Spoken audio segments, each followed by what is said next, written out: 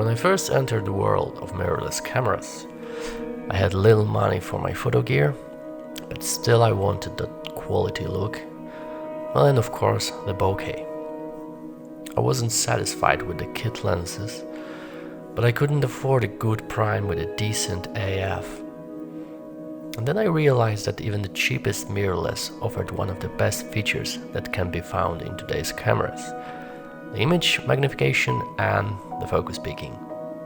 And for some time, I used the cheap M42 vintage lenses that I found in my father's basement. And later on, when I got into photography more, I slowly gathered more expensive gear and system lenses. And as a Sony shooter by 2021, I was able to choose from many different sets of glass. And Sony and other third parties created one hell of a lens universe for the E-mount. And at some point, I was juggling lenses like crazy just to find my perfect glass. I'm a minimalist shooter, so I don't like to change lenses too often, but rather stick to one focal length that forces me to move and change my point of view. And I love shooting with 35 lenses. It lets me be close and personal with my subjects and still have some good space in the frame to capture the environment. Not so long ago, I've encountered the 7 Artisans lenses. I was really intrigued by the design and the vintage look of their products. I found they have the 35 1.4 for Sony E, so I've decided to give it a try. Especially the price is dead cheap if you compare it to the other 35s with such bright aperture. So what can I say about my experience with 7 Artisans full-frame 35mm glass? Well, the first thing I noticed is the beautiful all-metal build that really complements the vintage design of this lens. It's quite small, good to carry around, but it has a nice weight and feel to it. And attached to my Sony a7 II body, it really makes it a well-balanced camera, not to mention it looks really sexy.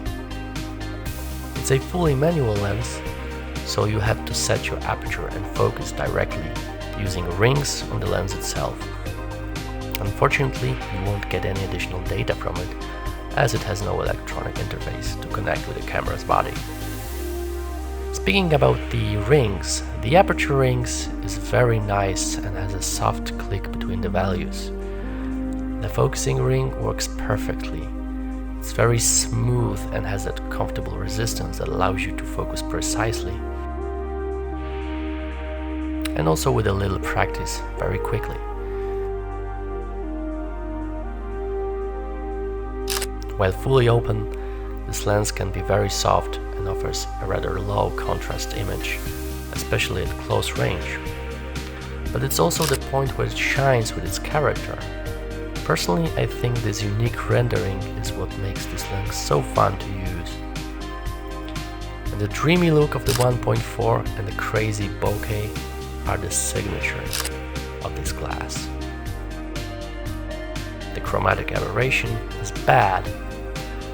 Well, but it's expected from this kind of lens, and as you can pretty much get rid of it in the post-production, makes it actually no problem for me.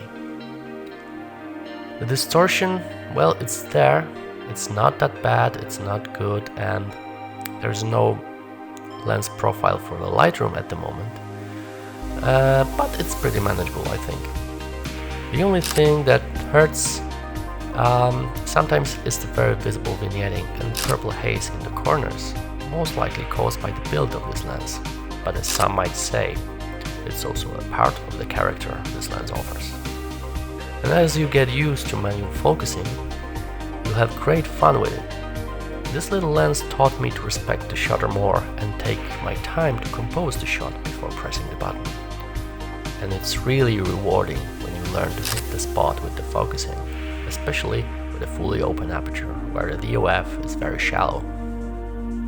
It may be useful for video too because of the smooth focusing ring. The clicking aperture can be picked up easily by the on-camera mic though.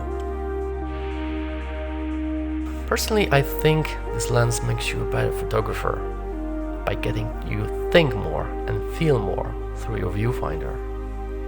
I've spent a few weeks shooting with the 7 Artisans 35 1.4, and I think it became one of my favorite lenses of all time. It's not a perfect lens, but I always like to think what I can achieve with my lens instead of what I cannot. And this lens actually makes you want to shoot more pictures because of the feel you get from working with it. If you feel passionate about your photography, if you like character, you'll get with it just fine. I hope you enjoyed my thoughts about this lens, and as usual, it's great to have you here. I'll appreciate if you subscribe to my channel, and let's enjoy some of the pictures I've made with this lens, so we can see how it performs in the field.